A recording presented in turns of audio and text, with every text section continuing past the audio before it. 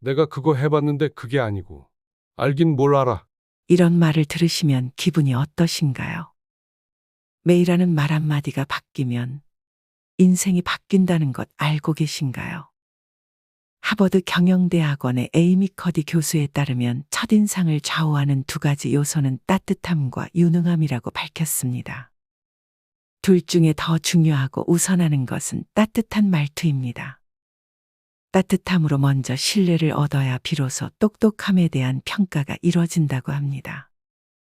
현명한 사람은 좋은 학교를 나온 사람이 아니라 첫마디의 말에도 자신의 중심이 흔들리지 않는 사람이라고 합니다. 또 공자님이 말하길 좋은 말로 꾸며 다른 사람을 기쁘게 하거나 아첨으로 비위를 잘 맞추는 사람 중에 어진 사람이 드물다라고 하셨죠. 다시 말해 말재주만 있는 사람은 어질지 못하다는 것입니다. 박식하지 않아도 되고 청산유수 같지 않아도 됩니다. 상대를 배려하는 따뜻한 마음이 중요한 것입니다. 말습관이 바뀌면 인상이 바뀌고 인상이 바뀌면 인생이 바뀌는 것이죠. 그래서 오늘은 강원국의 어른답게 말합니다라는 책을 통해 똑똑한 사람들이 나이 들어 절대 뱉지 않는 최악의 말투 4가지와 똑똑한 사람들이 반드시 지키는 3가지 말습관에 대해 여러분과 나눠보려 합니다. 이 영상을 끝까지 들어주시고 지혜로운 노년의 행복한 숲을 함께 가꾸어 보는 것은 어떨까요? 첫 번째, 가르치려는 말을 하지 말아야 합니다. 아니야, 이렇게 해야지. 너는 이걸 몰라서 그래. 이렇게 해봐. 아직도 그런 걸 몰라? 그건 기본 중에 기본이야. 그렇게 하는 사람은 없어. 좀 배워야겠네. 그건 틀렸어. 내가 말한 게 맞아. 내가 네 나이 때는 다 이렇게 했어. 나이가 들수록 말을 길게 하고 가르치려는 말투가 있습니다. 상대에 대한 염려도 포함되어 있지만 내가 더 알고 있다는 우월감을 드러내기도 합니다. 이것은 다른 사람을 무시하는 행동입니다. 내가 해봤는데 그게 아니고 로 시작하거나 내가 알긴 뭘 알아? 라는 식의 말로 상대의 기를 죽이려 합니다. 그래서 암 중에 가장 고치기 힘든 불치의 암이 바로 해봐서 암이라는 우스갯소리도 있습니다. 어르신의 경험은 소중하지만 시대가 바뀌었고 너무나 빠르게 변하고 있습니다. 나이 들어서 지갑은 열고 입은 닫으라는 우스갯소리가 있지만 또 하나 귀도 열어야 하죠. 경험을 바탕으로 새로움을 받아들이려는 자세를 가진 호기심의 눈빛을 가진 어른이 진정 매력적인 어른입니다. 또한 요즘 괴로워하는 것 중에 하나가 SNS를 통해 어르신들이 보내는 감동적인 글귀나 정치적 뉴스라는 거 혹시 아시나요? 여기 소영 씨의 사연을 전해드리겠습니다. 소영 씨는 매일 아침 시부모님으로부터 오는 카카오톡 메시지에 점점 지쳐갔습니다. 시부모님은 좋은 글귀와 함께 정치적인 뉴스나 자극적인 이슈들을 매일같이 보내왔습니다. 처음에는 예의상 감사하다고 답장을 보냈지만 시간이 지날수록 부담스럽기만 했습니다. 소영 씨의 하루는 항상 바빴습니다. 아이들을 학교에 데려다주고 직장에서 업무를 처리하고 저녁엔 집안일을 하느라 쉴 틈이 없었습니다. 그 와중에 매일 아침마다 오는 카카오톡 메시지는 그녀에게 또 하나의 스트레스 요인이 되었습니다. 특히 정치적인 뉴스나 이념적인 내용은 소영 씨가 오히려 불편하게 느끼는 것들이었습니다. 반복되는 일방적인 메시지는 소영 씨에게는 오히려 부담으로 다가왔습니다. 더군다나 답장을 하지 않으면 무례하게 보일까 걱정되어 매일 아침 억지로 미소를 지으며 답장을 해야 했습니다. 어느 날 소영 씨는 남편에게 고민을 털어놓았습니다. 여보, 매일 아침 시부모님이 보내시는 정치적인 뉴스나 자극적인 메시지 때문에 너무 힘들어. 그냥 무시하면 무례할까봐 계속 답장하는데 그게 너무 부담스러워. 남편은 소영 씨의 말을 듣고 진지하게 고민하다가 부모님께 솔직하게 말해보기로 했습니다. 다음 날 남편은 부모님께 전화를 걸어 상황을 설명했습니다. 엄마, 매일 보내주시는 좋은 글귀와 뉴스들 감사해요. 하지만 소영이가 아침마다 그 메시지에 답장하느라 좀 힘들어해요. 특히 정치적인 내용이나 자극적인 메시지는 소영이에게 큰 스트레스가 되기도 해요. 조금만 덜 보내주시면 좋겠어요. 시부모님은 이 말을 듣고는 서운해하며 목소리를 높였습니다. 우리가 좋은 마음으로 보내는 건데 그게 그렇게 힘들다는 거야. 우리를 무시하는 것 같아서 기분이 나쁘네. 남편은 당황하며 진정시켰습니다. 아니에요. 그런 뜻이 아니라 소영이도 감사하게 생각해요. 다만 요즘 워낙 바쁘고 힘들다 보니 그렇다는 거예요. 엄마가 조금만 이해해 주세요. 하지만 시부모님은 여전히 마음이 풀리지 않았습니다. 우리가 이렇게 가족을 생각하는데 그게 힘들다고. 서운하네. 소영이도 우리를 좀 이해해줘야 하는 거 아니니? 남편은 부모님과 한참 동안 통화를 이어갔고 결국 시부모님도 소영 씨의 입장을 조금씩 이해하기 시작했습니다. 이렇게 좋은 내용의 글귀, 멋진 동영상을 정기적으로 보내주셔서 처음 몇 번은 감사하긴 하지만 매일 반복되면 그다지 감동적이지도 않을 뿐더러 이미 한참 지난 것이고 공감대가 안 맞는 것들도 많이 있죠.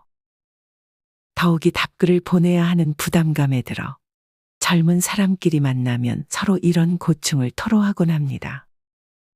특히 부모님들이 카카오톡으로 길고 좋은 글귀를 보내고는 답이 없으면 서운해하셔서 꽤나 부담이 크다고 하소연합니다.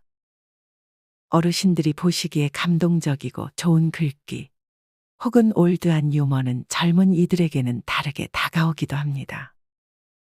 이렇게 일방적인 의견을 가르치려는 태도보다는 경청하고 배려를 지닌 어른이 되는 데는 끊임없는 노력과 자성이 필요한 것 같습니다. 두 번째, 지켜야 할 남의 비밀을 말하거나 사실과 다른 말을 하지 말아야 합니다. 꼭 주변을 보면 자리에 앉기만 하면 남의 험담을 습관처럼 늘어놓는 분들이 있습니다. 저 집 이혼했대. 그 집 애들이 학교에서 문제를 일으켰다더라. 그 집은 생활이 좀 어려운 것 같더라고. 자녀들이 찾지도 않나 봐. 그분들 얘기 속에는 남 얘기가 빠지면 사실 할 얘기가 없다는 생각이 들기도 합니다. 하지만 하늘 아래 완벽한 사람이 없고 우리는 각자 허물이 있기 마련이죠. 남이 감추고 싶은 사실들을 다른 사람에 전하는 사람이나 그 사실을 더 크게 부풀려 말하는 사람, 없는 말도 좀 더 보태서 말하는 사람들은 결국 그 말이 돌고 돌아 나에게 돌아온다는 것을 알아야 합니다. 남의 비밀을 이야기하는 모습은 그 말의 진실 여부를 떠나 그 말하는 태도 자체로 사람의 신뢰를 무너지게 하는 일입니다. 아무리 똑똑함을 갖추어도 신뢰를 얻을 수 없는 사람이 되는 것입니다. 세 번째, 상대를 희롱하거나 누군가를 비교하고 비하하는 말을 주의해야 합니다. 내가 당신 그럴 줄 알았어. 당신 아는 게 다 그렇지 뭐. 아이고 그럼 그렇지. 아, 됐어. 당신이 눈이 있으면 좀 봐봐. 이렇게 하면 되잖아. 저 친구는 하는데 당신은 왜 못해? 어떠신가요? 혹시 이 중에 익숙한 말투가 있지 않으신가요? 이렇게 가까운 사이일수록 상대를 깎아내려는 말투를 사용하기가 쉬워집니다. 휴저 뱃살 좀 봐. 냄새나니까 저리 가. 다른 사람들은 다 알고 있는데 당신은 왜 몰라? 내가 아는 사람은 이렇게 했어. 당신도 그렇게 해. 당신은 아직 경험이 부족하니까 내 말 좀 들어. 이렇게 상대를 비교하고 비하하는 말투가 오래되면 관계는 악화되고 서로에게 상처를 쌓게 됩니다. 네 번째, 개인적인 이념이나 극단적 편향에서 비롯된 말을 하지 말아야 합니다. 저 사람은 믿음이 없어서 그런 나쁜 일이 일어난 거야. 벌 받는 거지. 저 사람들은 다 나라를 팔아먹는 사람들이야. 이렇게 상대를 존중하지 못한 적대적인 표현, 극단적인 표현은 오히려 서로 간의 갈등 상황을 일으키게 됩니다. 우리는 문화와 환경, 세대에 따라 생각도 크게 다를 수 있음을 알아야 합니다. 이는 가까운 가족 관계에서도 마찬가지입니다.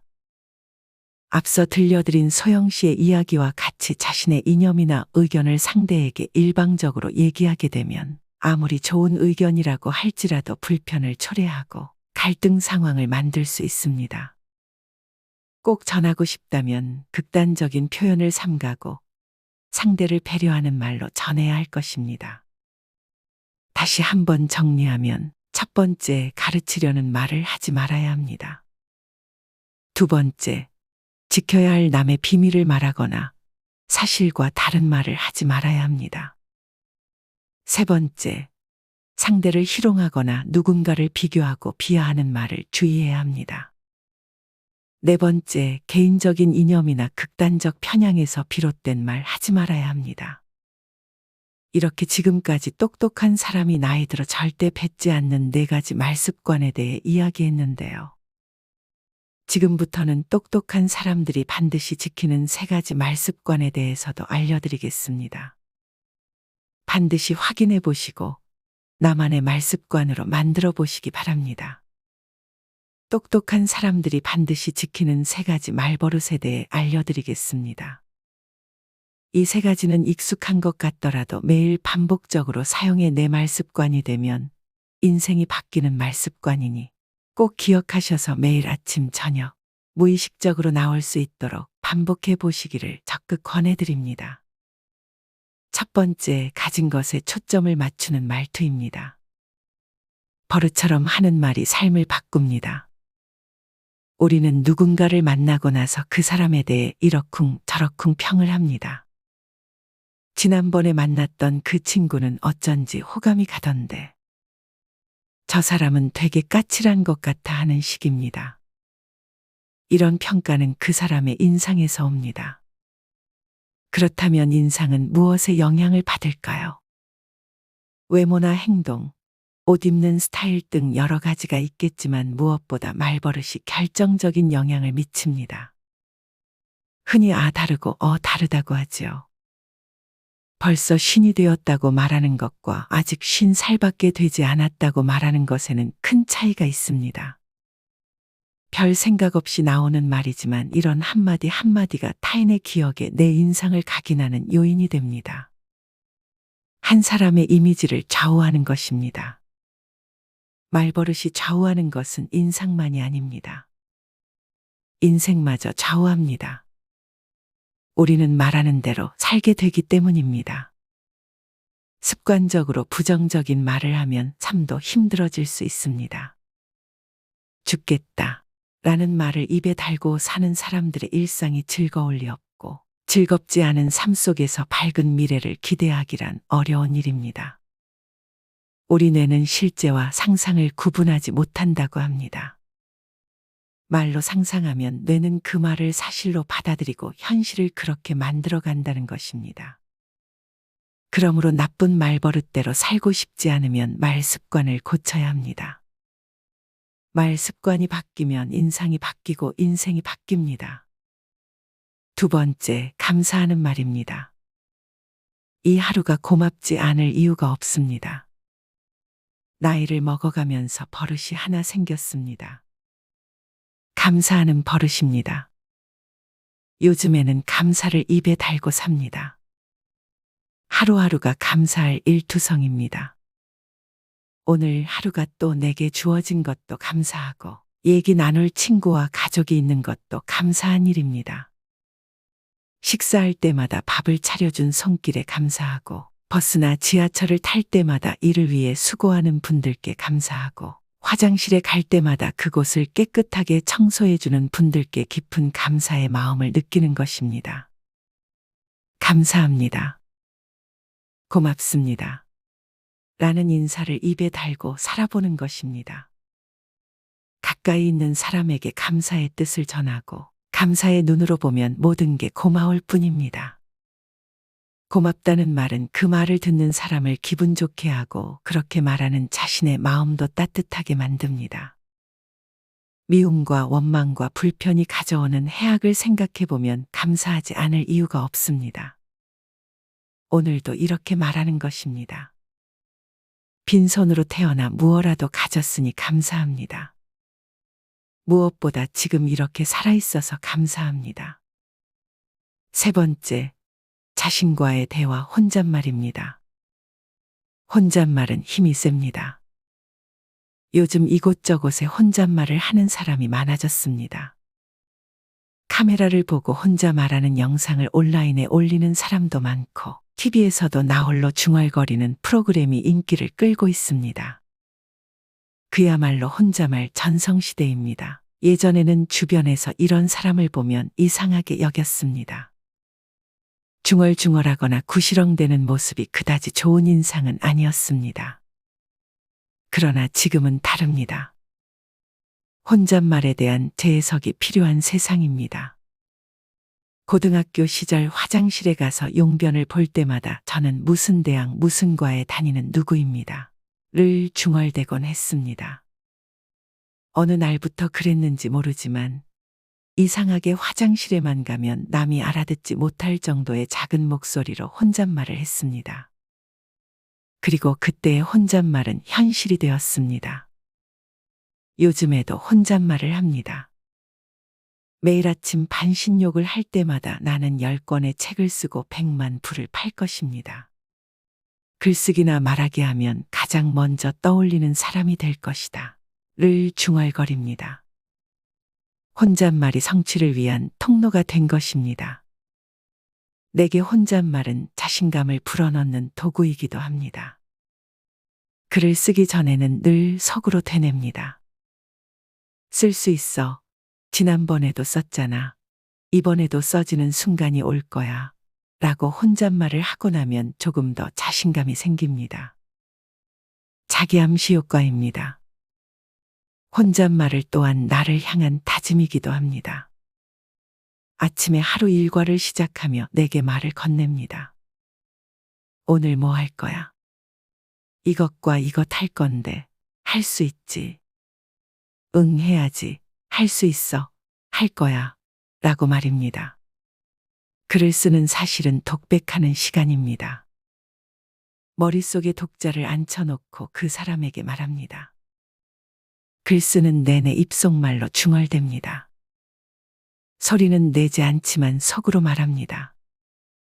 연극 배우가 모놀로그를 하듯 말입니다. 강의나 발표를 앞두고도 산책을 하며 혼잣말을 합니다. 실제 상황 그대로 모의 훈련을 합니다. 시간이 없을 때는 행사장으로 운전하고 가면서 웅얼웅얼 말해봅니다. 언젠가는 강의장 인근 카페에서 혼자 그러고 있었더니 옆자리 사람이 힐끗힐끗 쳐다본 적도 있습니다. 혼잣말에는 감정치유 효과도 있습니다. 후회되거나 미련이 남는 일이 있으면 이렇게 혼잣말을 합니다. 안 하길 잘했어. 역량도 안 되는데 했다가 잘못되면 어쩔 뻔했어. 내가 할 수 있는 일이었는데 아쉽게 놓친 거라면 다시 기회가 올 거야. 이런 말들로 다독이고 나면 훌을 털리고 마음이 풀립니다. 우리가 흔히 말하는 자기 성찰이란 것도 내면에 나와 대화하는 것입니다. 이렇게 하는 게 맞아. 그러면 누구는 이런 영향을 받을 텐데. 그러면 그가 나에게 어떻게 생각할까? 이런 식으로 말입니다. 이런 혼자말을 이상하게 생각하지 않는다면 지금 한번 시작 보길 바랍니다. 길어진 노년의 시간, 자기와의 대화는 많으면 많을수록 좋습니다. 매 시간 자신에게 위로하는 말, 칭찬하는 혼잣말들로 자신에게 좋은 에너지를 불어넣어 주시기 바랍니다. 변화를 추구하고 성장하는 사람은 늙지 않는다는 말이 있습니다. 삶은 배움의 연속이고 우리는 경험을 쌓으며 매일 성장하고 있습니다. 노년의 숲을 통해 변화와 성장을 바라는 여러분은 이미 우리 세대의 소중한 어른임을 기억하기 바랍니다. 오늘도 건강하시고 행복하시길 진심으로 기도합니다. 행복한 노년을 위한 비밀의 숲, 노년의 숲이었습니다. 좋아요와 구독, 알림 설정은 노년의 행복입니다. 감사합니다.